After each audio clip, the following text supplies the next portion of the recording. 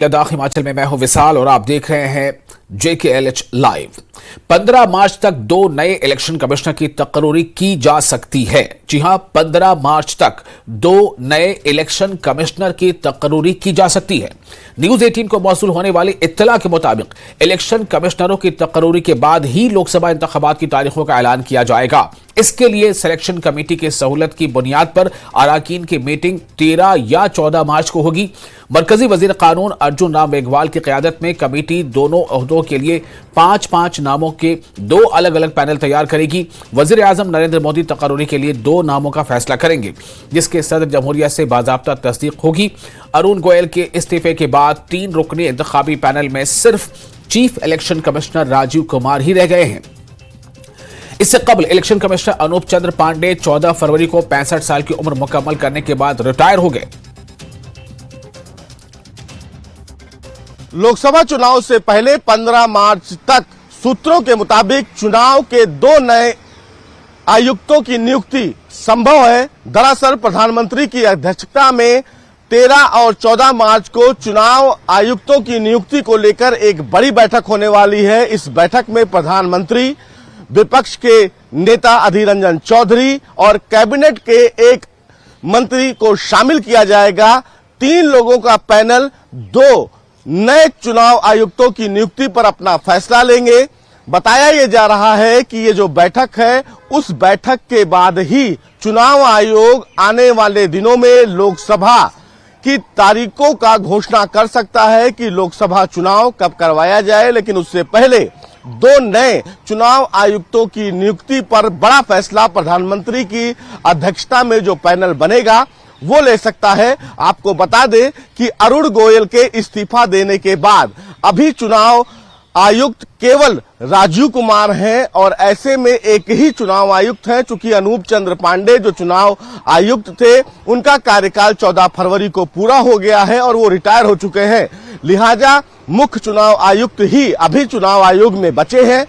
तो जब तक 2 चुनाव आयुक्तों का ये पैनल पूरा ना कर लिया जाएगा, तब तक ये माना जा रहा है कि आने वाली लोकसभा तारीखों की घोषणा नहीं की जाएगी। लेकिन 15 मार्च को इस बात का प्रबल संयोग है कि 2 मुख्य जो चुनाव आयुक्त हैं उनकी नियुक्ति पर बड़ा फैसला ले लिया जाएगा और 15 मार्च के बाद कभी भी लोकसभा की तारीखों का ऐलान चुनाव आयोग कर सकता है, क्योंकि तैयारियां जो हैं वो लगभग पूरी कर ली हैं। और ये माना जा रहा है कि आज चुनाव आयोग की एक बड़ी बैठक भी होने वाली है, जिसमें देश भर के तमाम ऑब्जर्वर शामिल होंगे। लोकसभा की तैयारियों को लेकर एक गहन चर्चा की जाएगी। लेकिन उससे पहले ये माना जा रहा है कि प्रधानमंत्री की अध्यक्षता में 2 चुनाव आयुक्तों की नियुक्ति को लेकर 13 और 14 मार्च को एक बड़ी बैठक होने वाली है। कैमरामैन प्रकाश के साथ सुशील पांडे, न्यूज 18 दिल्ली। और chief election commissioner Rajiv Kumar अपने आला CEC हुकाम के साथ जम्मू कश्मीर के 2 रोजा दौरे पर कल श्रीनगर पहुंचेंगे। दौरे के दौरान वो श्रीनगर और जम्मू में मुख्तलिफ सियासी जमातों के नुमाइंदों से मुलाकात करेंगे, जबकि 13 मार्च को पुलिस और इंतजामिया के नुमाइंदों के साथ मीटिंग करेंगे। जम्मू कश्मीर के साबिक नायब वज़ीर आला कविंदर गुप्ता ने कहा कि इनकी पार्टी के नुमाइंदे CEC टीम से भी मुलाकात करेंगे और फरवरी असेंबली इंतखाबात का मुतालबा करेंगे कि इंतखाबात फरवरी में जल्द से जल्द हो। इलेक्शन कमिश्नर आ रहे हैं, हालांकि उनकी वो अकेले आ रहे हैं क्योंकि उनके जो 2 लोग हैं वो इस टाइम नहीं है, उनकी नियुक्ति अभी होनी है। लेकिन किस तरह से इस दौरे को आप लेते हैं? देखिए, अच्छी बात है। जम्मू कश्मीर की परिस्थितियों को देखते हुए जिस प्रकार से उनकी क्या सोच है, उसी पर भारतीय जनता पार्टी हर तरह से तैयार है। वो इलेक्शन साथ में करवाना चाहते हैं या बाद में करवाना चाहते हैं, ये तो पहले उनके रुख से स्पष्ट होगा। उसी पर भारतीय जनता पार्टी का हमारा जो शीर्ष नेतृत्व है उसने बैठकर इस पर चर्चा की है।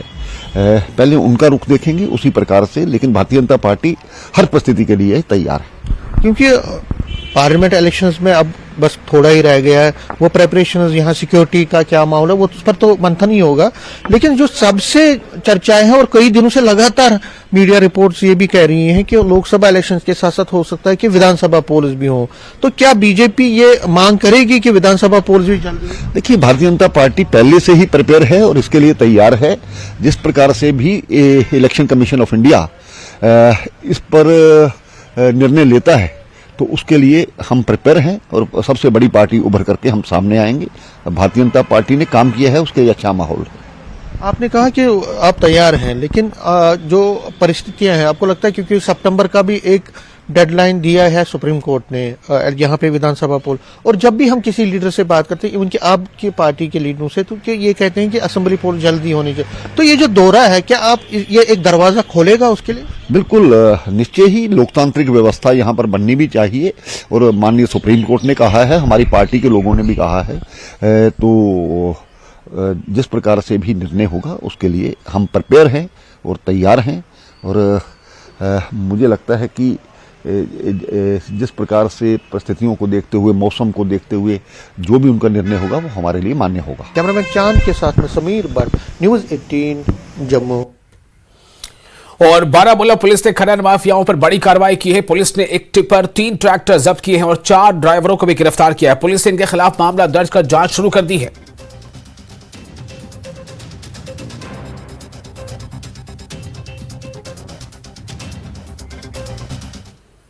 जम्मू कश्मीर नेशनल हाईवे पर ट्रैफिक बंद है। सड़क की मरम्मत का काम जारी है। इंतजामिया ने मकामी लोगों को मशवरा दिया है कि वो NHW यानी नेशनल हाईवे पर काम मुकम्मल होने तक सफर करने से गुरेज करें।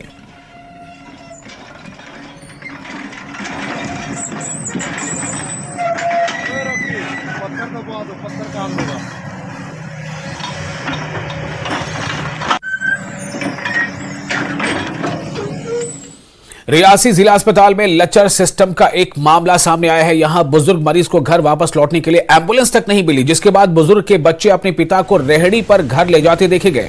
आप तस्वीरें देखिए, बिना एम्बुलेंस के जब एम्बुलेंस नहीं मिली तो उस बुजुर्ग के बच्चों ने उन्हें रेहड़ी पर ही घर ले जाना मुनासिब समझा। तस्वीरों में आप बुजुर्ग को रेहड़ी पर ले जाते हुए देख सकते हैं। यह है सिस्टम की लाचारी, ये है खामियां। जिन्होंने पार्टी नहीं की तो वो गाड़ी कहाँ से देते? हाँ। इसे तो हम घर में भी करते थे खरीद के। हाँ। मतलब गाड़ी नहीं मिली आपको घर जाने के लिए? बोला आपने उनको गाड़ी के लिए? गाड़ी तो बोला था, पार्टी जब नहीं कराई तो गाड़ी कहाँ से? गाड़ी अच्छा, पट्टी तक नहीं की तो गाड़ी कहाँ दी? हाँ, पैसे दे के पार्टी कराई इसको, 350 दिया। और उधमपुर के पंचायत डंडोटा में गवर्नमेंट मिडिल स्कूल हाल में पढ़ाने के लिए ना तो पर्याप्त शिक्षक हैं और ना ही शौचालय की सुविधा है। स्कूल की हालत इतनी खस्ता है कि सभी क्लासेस के बच्चों को एक साथ बैठाकर ही पढ़ाया जाता है। यह रिपोर्ट देखिए।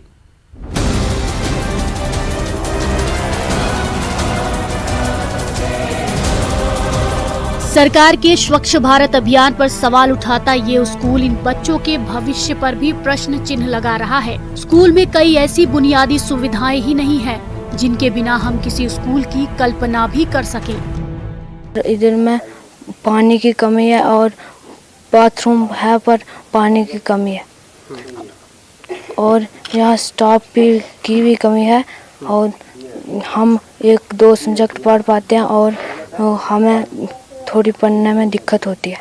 हमारे स्कूल में 2 टीचर हैं और 36 बच्चा है। स्कूल में बच्चों की कुल संख्या 36 है और इन 36 बच्चों पर मात्र 2 शिक्षक हैं। इससे भी ज्यादा अचंभे की बात है कि स्कूल में प्रिंसिपल ही नहीं है। ऐसे में बच्चों को किस स्तर की शिक्षा मिल रही होगी, आप समझ ही सकते हैं। यहाँ पर टीचर मिल के 1 या 2 एक मल के डाक बनाना या उसमें चलना है, एक ही है। अभी मल के बच्चे मल के 100+ बच्चा है तो बच्चों को मल के एक टीचर कितना पढ़ा सकता है? कौन सी क्लास को पढ़ा सकता है? 8 क्लास है ना, तो कम से कम 8 टीचर तो होना चाहिए, है ना। हेड मास्टर की मल के पोस्ट जैसे उधर कोई है नहीं। ये इमारत विद्या का मंदिर बनते बनते रह गई। आपको बता दें कि सर्व शिक्षा अभियान के तहत स्कूल के लिए नई इमारत बनाई जानी थी, लेकिन तथाकथित कुछ बेईमानों ने स्कूल की इमारत बनाने के लिए घटिया सामग्री का इस्तेमाल किया, जिसके कारण इमारत के काम को बीच में ही रोक दिया गया और ये 36 बच्चे एक कमरे के स्कूल में पढ़ने को मजबूर हो गए।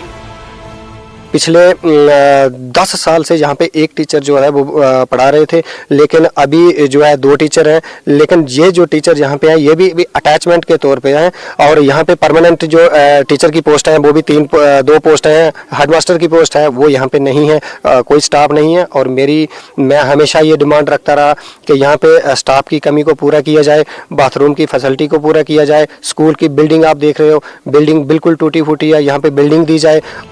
स्कूल के बच्चों को अब भी अपने नए स्कूल के इमारत का इंतजार है। बच्चों को अब भी इंतजार है कि सरकार जल्द स्कूल में नए शिक्षकों की नियुक्ति करेगी। बच्चों को अब भी इंतजार है कि उनके लिए जल्द ही शौचालय बनाए जाएंगे। इन उम्मीदों को आस है कि प्रशासन जल्द से जल्द इनके हक में अहम फैसला लेगी और इनके सपनों के स्कूल को बनाकर इनका सपना सच करेगी। न्यूज़ 18 के लिए उधमपुर से सुरेंद्र पॉल की रिपोर्ट।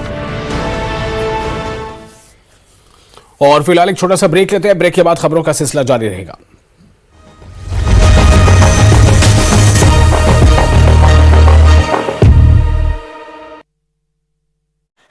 का सनातन धर्म का समर्थक। ग्रेटर नोएडा में खड़ी कार के पीछे ट्रक ने मारे टक्कर, कार की उड़े पर खच्चे, युवक की हालत नाजुक। आगरा में 3 दिवसीय प्रदर्शनी का आयोजन, मंत्री एसपी सिंह बघेल ने किया शुभारंभ। संभल में घर में घुसकर बदमाशों ने की लूट, हथियार के बल पर लाखों की लूट। बागपत में मामूली कहासुनी में खूनी संघर्ष, 2 पक्षों में मारपीट पथराव। हापुड़ में बंद मकान का ताला तोड़कर चोरी, लाखों की ज्वेलरी और नकदी चोरी, पुलिस कर रही जांच। फिरोजाबाद में 2वीं कक्षा के छात्र की अचानक मौत, खेलते खेलते जमीन पर गिरा, डॉक्टर ने मृत घोषित किया, हार्ट अटैक का शक। हापुड़ में कुट्टू का आटा खाने से परिवार बीमार, 6 लोगों की बिगड़ी तबीयत, सीएचसी में भर्ती। फिरोजाबाद में दीवानी परिसर में राष्ट्रीय लोक अदालत का आयोजन, 1 दिन में 2 लाख वादों का निस्तारण। शाहजहांपुर जेल में बंद कैदियों का हुनर, राष्ट्रीय लोक अदालत परिसर में लगी प्रदर्शनी, स्टॉल लगाकर कैदियों के बनाए गए सामान की हो रही बिक्री। हरदोई में पुलिस क्लब से दारोगा की पिस्टल चोरी, पुलिस महकमे में मचा हड़कंप, दारोगा की तहरीर पर मुकदमा दर्ज। रायबरेली में गुरु गोविंद सिंह के नाम पर पार्क का नाम, पटना साहिब गुरुद्वारे के जत्थेदार बलवंत सिंह ने किया उद्घाटन। बहराइच पहुंचे अल्पसंख्यक कल्याण मंत्री धर्मपाल सिंह, मदरसों को लेकर दिया बड़ा बयान, कहा जांच के बाद कार्रवाई की जाएगी। देवरिया में ट्रक और बाइक की भीषण टक्कर, 1 युवक की मौत, 2 घायल। ग्रेटर नोएडा में अवैध निर्माण पर चला बुलडोजर, 100 करोड़ की जमीन कब्जा मुक्त, बिखरक और तुसियाना गांव का मामला। आगरा में कारोबारी के ठिकानों पर जीएसटी टीम का छापा, टैक्स में हेरफेर और आय से अधिक संपत्ति की सूचना। बदायूं में प्रेमी जोड़े ने खाया जहर, प्रेमी के मौके पर मौत, प्रेमिका की हालत गंभीर, higher centre medical college refer. Sonbhadra में चौपन थाने में तैनात कांस्टेबल ने मांगी घूस, 50,000 रिश्वत लेते गिरफ्तार। अम्बेडकर नगर में नाबालिग के अपहरण के आरोपी गिरफ्तार, अपहरण के कई नाबालिग बरामद, पुलिस ने आरोपी को भेजा जेल। आगरा में कुछ घंटे में पुलिस ने 2 लापता बच्चों को खोज निकाला, बच्चों को परिजन के हवाले किया गया। सहारनपुर में 9 साल की बच्ची से रेप का आरोपी गिरफ्तार, नशे में धुत होकर की थी दरिंदगी। ग्वालियर में बुजुर्ग को मारी गोली, जमीन विवाद में गई बुजुर्ग की जान, 6 लोगों के खिलाफ नामजद। राजनांदगांव में ट्रेडिंग ऐप मामले में 2 की गिरफ्तारी, लगभग 68 लाख रुपए की ठगी, 4 अलग कंपनियों का दिया गया था सहारा। राजनांदगांव में पत्ता तोड़ने गए ग्रामीण को लगी गोली, पुलिस ने नक्सली घटना का लगाया अंदेशा, जांच में जुटी पुलिस। बिलासपुर में सामने आया रोड पर रोमांस का वीडियो, टंकी पर लड़की को बैठाकर दौड़ाई बाइक, इश्क में ताक पर रखे नियम कानून। रीवा में बनाया गया दुनिया का सबसे बड़ा नगाड़ा, 12 मार्च को अयोध्या में रामलला को किया जाएगा समर्पित, पिछले 40 साल से होता आ रहा है अनोखा काम। श्योपुर में अनियंत्रित होकर फिसली बाइक, 1 युवक की हुई मौके पर मौत, दूसरे की हालत गंभीर। विदिशा में महिला दिवस पर दिल दहला देने वाली वारदात, जेठ ने नवविवाहिता बहू को जिंदा जलाया, आरोपी की तलाश में पुलिस। श्योपुर में मेले में करंट लगने से युवक की मौत, बड़ौदा के चंद्र सागर तालाब के पास लगाए गए शिवरात्रि मेले का मामला, ट्रॉली पर चढ़कर वीडियो बनाते वक्त हुआ हादसा। बलरामपुर में प्राथमिक आदिवासी बालक आश्रम का हाल बेहाल, आश्रम में प्राथमिक सुविधाओं का भी अभाव। बलौदा बाजार में अवैध रेत खनन के खिलाफ कार्रवाई। राजस्व विभाग ने 3 हाईवा को किया जब्त। हाईवा छोड़कर फरार हुए चालक।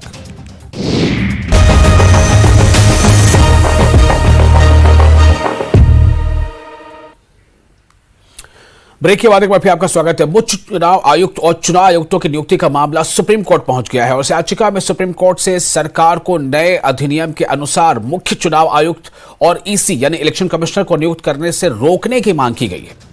साथ ही याचिका में सुप्रीम कोर्ट की संविधान पीठ के फैसले के अनुसार चुनाव आयोग के सदस्य के नियुक्ति के निर्देश देने की भी मांग की गई है। ये याचिका मध्य प्रदेश की कांग्रेस नेता जया ठाकुर की ओर से दायर की गई है। इस वक्त की अहम खबर आपको दे रहे हैं। मुख्य चुनाव आयुक्त और चुनाव आयुक्तों की नियुक्ति का मामला सुप्रीम कोर्ट पहुंच गया है। याचिका में सुप्रीम कोर्ट से सरकार को नए अधिनियम के अनुसार मुख्य चुनाव आयुक्त और ईसी को नियुक्त करने से रोकने की मांग की गई है। साथ ही याचिका में सुप्रीम कोर्ट की संविधान पीठ के फैसले के अनुसार चुनाव आयोग के सदस्य के नियुक्ति के निर्देश देने की भी मांग की गई है। यह याचिका मध्य प्रदेश की कांग्रेस नेता जया ठाकुर की ओर से दायर की गई है।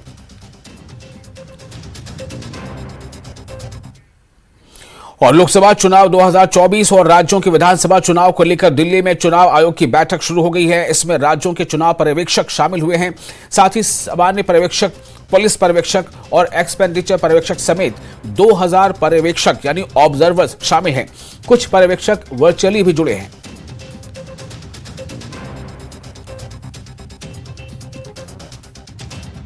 लोकसभा चुनाव 2024 और 4 राज्यों के विधानसभा चुनाव की घोषणा चुनाव आयोग कभी भी कर सकता है, लेकिन आज दिल्ली में एक बड़ी बैठक का आयोजन किया गया है और बैठक की शुरुआत हो गई। आप देख सकते हैं हमारे पीछे प्रेक्षकों की ब्रीफिंग बैठक इसे कह रहे हैं। साधारण निर्वाचन को लेकर यानी लोकसभा चुनाव और 4 राज्यों के विधानसभा चुनाव को लेकर यह मीटिंग है।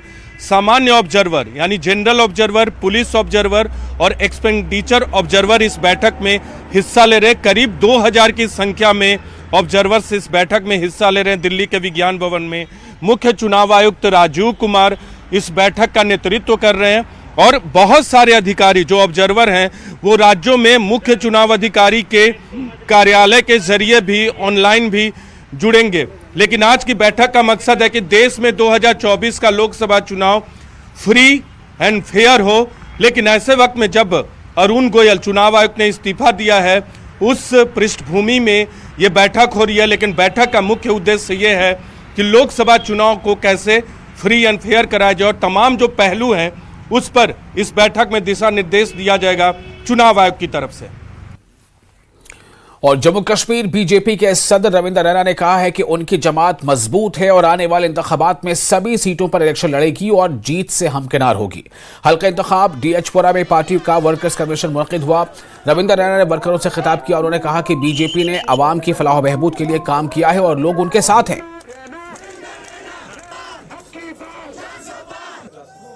बीजेपी पूरे जम्मू कश्मीर में 5 पार्लियामेंट की सीटों पर अपने बलबूते पर इलेक्शन लड़ेगी।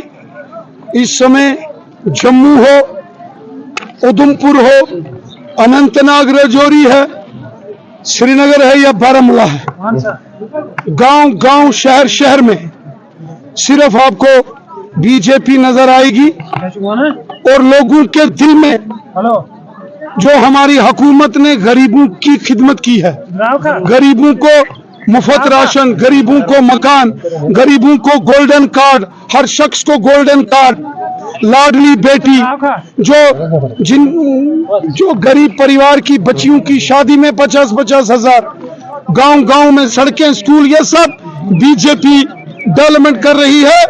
और आज यहाँ कुलगाम डिस्ट्रिक्ट के नूराबाद, तमाल, हाजीपुरा में एक जन सैलाब, एक जन समंदर यहाँ लोगों का उमड़ के आया, नौजवानों का।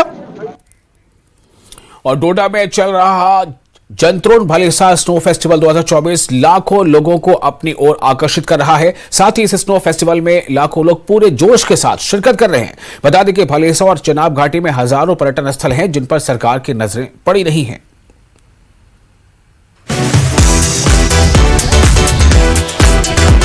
अपना पहाड़ी इलाका अपना ही होता है, हम बहुत ही एंजॉय कर रहे हैं।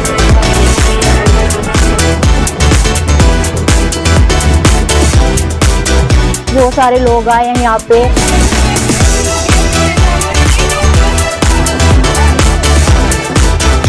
मतलब बहुत ही मजा कर रहे हैं। अच्छा व्यू है यहाँ की, कितनी खूबसूरत वादियां और इनके बीच में यहाँ पे फेस्टिवल होने जा रहा है।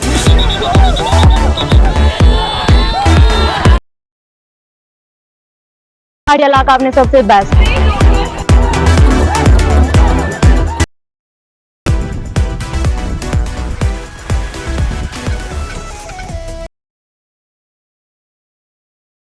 से ढके ऊंचे पहाड़ों पर मनाया जा रहा है। जी हां, हम बात कर रहे हैं डोडा में आयोजित जंतरोन भलेसा स्नो फेस्टिवल 2024 की, जिसने बर्फ की चादर ओढ़े पहाड़ों की खूबसूरती में चार चांद लगा दिया है। लाखों लोगों के शामिल होने के बाद स्नो फेस्टिवल का माहौल पूरा जादुई हो गया है।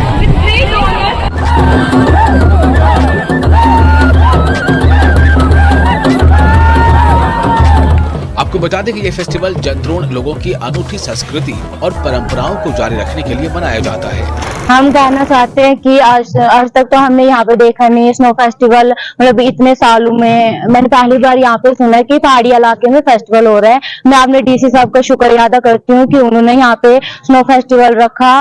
तो अपने पहाड़ी इलाका अपना ही होता है, हम बहुत ही एंजॉय कर रहे हैं। बहुत सारे लोग आए हैं यहाँ पे, मतलब बहुत ही मजा कर रहे हैं। तो यही कहना चाहते हैं कि जैसे कि हमारे और भी पहाड़ी इलाके हैं जहाँ पे बहुत ही अच्छी अच्छी जगह हैं, जैसे यहाँ पे स्नो फेस्टिवल रखा है, आगे भी गवर्नमेंट हर जगह पे हर पहाड़ी इलाके में जाए। बहुत ही अच्छा, मतलब बहुत ही हम तो कहते हैं पहाड़ी इलाका अपने सबसे बेस्ट। जंतरोन भलेसा स्नो फेस्टिवल में तमाम खेलों का भी आयोजन किया गया है, जिसमें वॉलीबॉल मैच, कबड्डी के साथ कई खेलों का आयोजन शामिल है। फेस्टिवल में संगीत और नृत्य का भी इंतजाम किया गया है।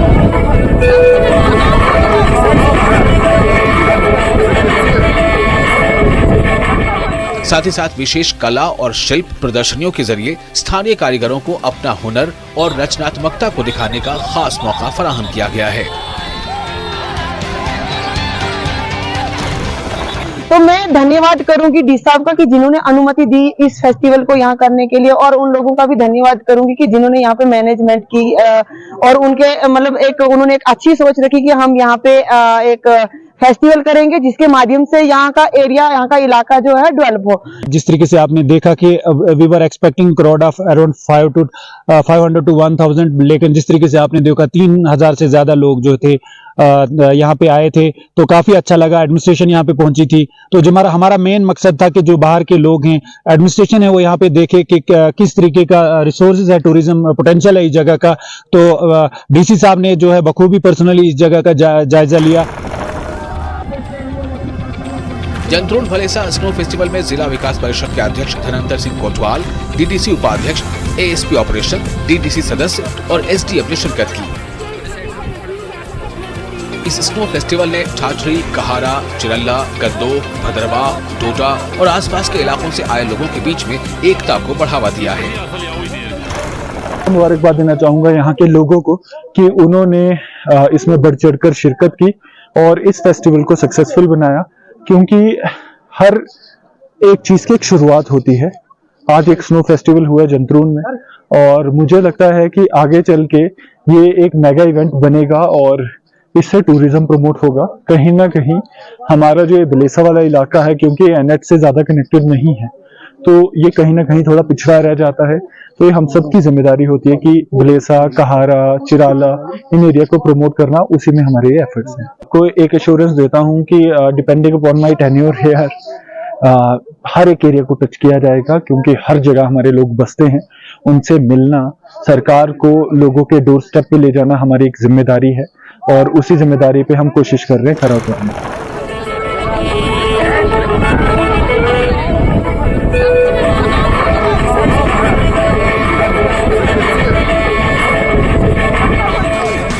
जंतरोन स्नो फेस्टिवल 2024 ने लोगों के चेहरों पर मुस्कान ला दी है।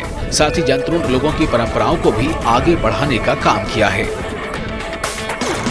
बर्फज़दा सियाहती मकाम का वो इलाका जो अभी तक इंतजामिया की आंखों से ओझल है। आप हमारे पीछे देख रहे हो, ये जंतरोन टॉप है, ये वो एरिया है जो जिला डोडा का सब डिवीजन गुंदो और सब डिवीजन फॉर्ट्री का मेन एरिया है। लेकिन अभी तक जितनी भी गवर्नमेंट्स आई, जितनी भी हुकूमतें आई, उन्होंने इन एरियाज को जिनमें टूरिज्म का पोटेंशियल था, लेकिन उनको सक्सेसिव गवर्नमेंट ने भी इग्नोर किया। यहां लोगों ने इंतजामिया से गुजारिश की है कि इन सियाहती मकामात को टूरिज्म मैप पे लाया जाए। फिरदौस खांडे, न्यूज़ 18 नेटवर्क, सब डिवीजन गुंदो, जतरून टॉप, बलेसा। और इसके साथ ही इस बुलेटिन में फिलहाल इतना ही, लेकिन न्यूज़ 18 JKLH पर लगातार बड़ी और अहम खबरों का सिलसिला जारी रहेगा।